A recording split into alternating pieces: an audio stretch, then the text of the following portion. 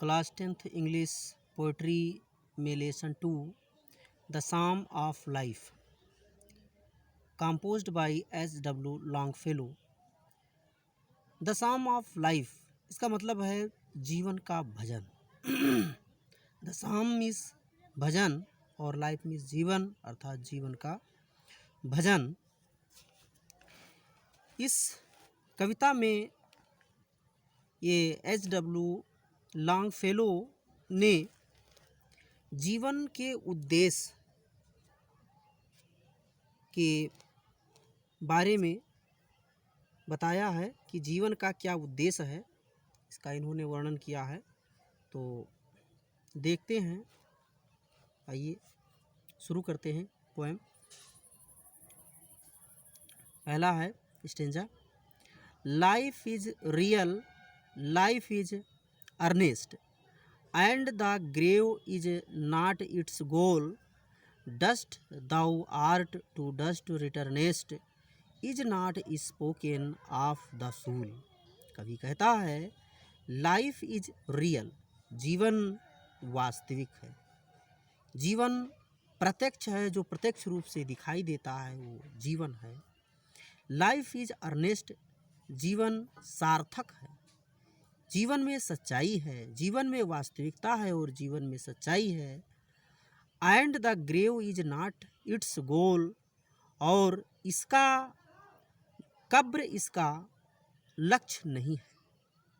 कभी कहता है कि जीवन वास्तविक है, जीवन सार्थक है, और इस जीवन का लक्ष्य कब्र नहीं है, मृत्यु नहीं है। Dust thou art to dust returnest, dust मतलब धूल, दाउ मतलब तू, आर्ट मतलब बना हुआ है या है, तो तू धूल कण से बना हुआ है। टू डस्ट रिटर्नेस्ट, और तू धूल कण में विलीन हो जाएगा, मिल जाएगा, वापस लौट जाएगा। जैसा कि कहा गया है कि हमारी जो शरीर है, मानव शरीर पंच महाभूतों से बना हुआ है, अर्थात छित जल पावक गगन समीरा, जो ये है, ये 5 तत्व, इनसे जो हमारी जो शरीर बनी हुई है, इसी के बारे में बताया गया है कि जो हमारा जो शरीर है ये धूल कण से बना है, और मृत्यु के उपरांत यही शरीर धूल कण में वापस मिल जाएगी, ये कहा गया है। Is not spoken of the soul, लेकिन ये बात आत्मा के लिए नहीं कहा गया है, अर्थात आत्मा अमर अजर है। तो तू धूल कण से बना हुआ है और धूल कण में मिल जाएगा, लेकिन ये बात आत्मा के लिए नहीं कहा गया है। आगे देखिए। Not enjoyment and not sorrow is our destined in our way, but to act that is tomorrow finds us further than today. कवि कहता है कि जीवन में आनंद, ना आनंद और ना ही दुख पहले से भाग्य में निर्धारित नहीं होता है। मतलब आनंद और दुख जीवन में, जीवन का ये जो दुख और आनंद है ये भाग्य पर निर्भर नहीं होता है, भाग्य में पहले से नहीं लिखा होता है। मतलब कहने का मतलब यह है कि हमारे जीवन का जो उद्देश्य है ये सुख और दुख के पीछे पड़ना नहीं है, क्योंकि हमारे जीवन में ना तो दुख है और ना ही सुख है। बस केवल हमारी भावनाओं का, केवल जैसी हमारी फीलिंग होती है, जैसी हमारी भावनाएं होती है, वैसा हम देखने लगते हैं।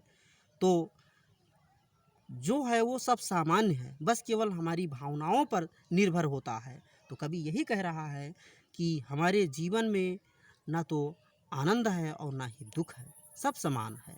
और ये दुख और आनंद ये भाग्य पर पहले से ही निर्भर नहीं होते हैं, पहले से ही भाग्य में लिखे नहीं होते हैं। But to act that is tomorrow, बल्कि हमारे जीवन का उद्देश्य, कह रहा है कि हमारे जीवन का उद्देश्य सुख और दुख के चक्कर में पड़ना नहीं, बल्कि but to act that each tomorrow, बल्कि हमारा उद्देश्य, हमारे जीवन में हमारा उद्देश्य है कर्म करना, कार्य करना, हमारे जीवन का लक्ष्य है अच्छे कर्म करना। दैट ईच टुमारो, कि हर आने वाला कल, फाइंड्स अस, हमें प्राप्त हो, फर्दर, बेहतर, दैन टुडे, आज की अपेक्षाकृत। मतलब हमारे जीवन में जो सुख दुख है ये भाग्य पर निर्भर नहीं होता है। सुख दुख के चक्कर में पढ़ना हमारे जीवन का उद्देश्य नहीं है, बल्कि हमारे जीवन का उद्देश्य अच्छे कर्म करना है, जिससे हमारा हर आने वाला कल आज की अपेक्षा बेहतर हो। In the world's broad field of battle, जीवन रूपी इस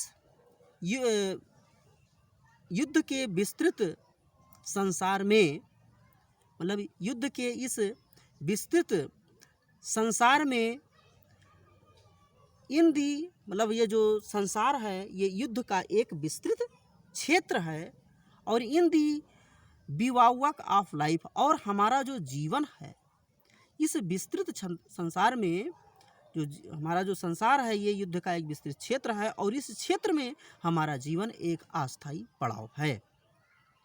बिवावक मीन्स अ टेम्परेरी कैंप, मतलब जीवन जो है एक अस्थायी पड़ाव, टेम्परेरी कैंप मतलब अस्थायी पड़ाव।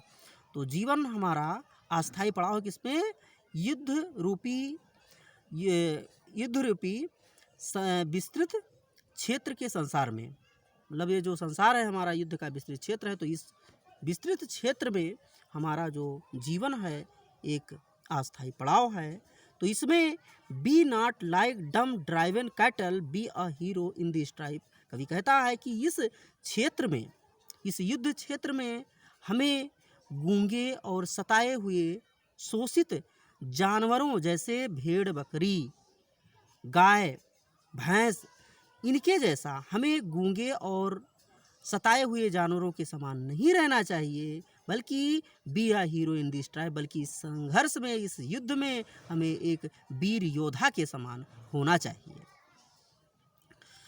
आगे देखिए, let us then be up and doing with a heart for any fate. Let us then, तब हमें चाहिए, बी अप, तैयार हो जाना चाहिए, उठ खड़े हो जाना चाहिए, एंड डूइंग, और करते रहना चाहिए, विद अ हार्ट, पूरे मन से, पूरे हृदय के साथ, फॉर एनी फैट, बिना किसी भाग्य पर विश्वास किए। मतलब भाग्य में कुछ भी लिखा हो, हमें अपने भाग्य पर बिना विश्वास किए हुए हमें एकदम तैयार हो जाना चाहिए, उठकर खड़े हो जाना चाहिए, और अपने कार्य को पूरे मन से करना चाहिए।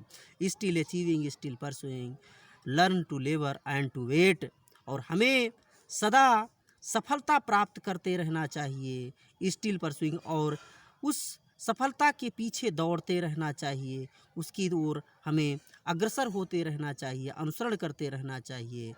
Learn to labour and to wait, और क्या है, कर्म करना, परिश्रम करना, एंड टू वेट, और परिणाम की प्रतीक्षा करते रहना, हमें ये हमेशा सीखना चाहिए। इस लेसन को, मतलब हमारे जीवन में एक लेसन है कि परिश्रम करो और परिणाम की प्रतीक्षा करो। तो इस शिक्षा को हमें ग्रहण करते रहना चाहिए और इसका अनुसरण करते रहना चाहिए। फिर से एक बार देख लीजिए, जीवन वास्तविक है, जीवन सार्थक है, और कब्र हमारे जीवन का अंतिम लक्ष्य नहीं है। तू धूल कण से बना हुआ है और धूल कण में मृत्यु के उपरांत मिल जाएगा, लेकिन ये बात आत्मा के लिए नहीं कहा गया है, क्योंकि आत्मा अमर और अजर है। हमारे जीवन का उद्देश्य आनंद और दुख को खोजना या उनके पीछे पड़ना नहीं है, क्योंकि ये आनंद हमारे जीवन में पहले से ही भाग्य पर निर्भर नहीं होते हैं, बल्कि हमारे जीवन का लक्ष्य कार्य करना है, जिससे हमारा हर आने वाला कल आज की अपेक्षा बेहतर हो। युद्ध रूपी ये जो संसार है, ये युद्ध का एक विस्तृत क्षेत्र है, और इस क्षेत्र में हमारा जीवन एक अस्थायी पड़ाव है, तो इस युद्ध क्षेत्र में हमें गूंगे और सताए हुए जानवरों के समान नहीं रहना चाहिए, बल्कि हमें इस संघर्ष में एक वीर योद्धा के समान होना चाहिए। और तब हमें उठकर खड़े हो जाना चाहिए, तैयार रहना चाहिए और अपने भाग्य पर बिना विश्वास किए हुए अपने कार्य को पूरे मन से करते रहना चाहिए। और हमें सदा ये इस बात को ग्रहण करना चाहिए, सफलता को प्राप्त करते रहना चाहिए और अनुसरण करते रहना चाहिए कि परिश्रम करो और परिणाम की प्रतीक्षा करते रहो। इस प्रकार से ये लेसन हमारा समाप्त हो जाता है।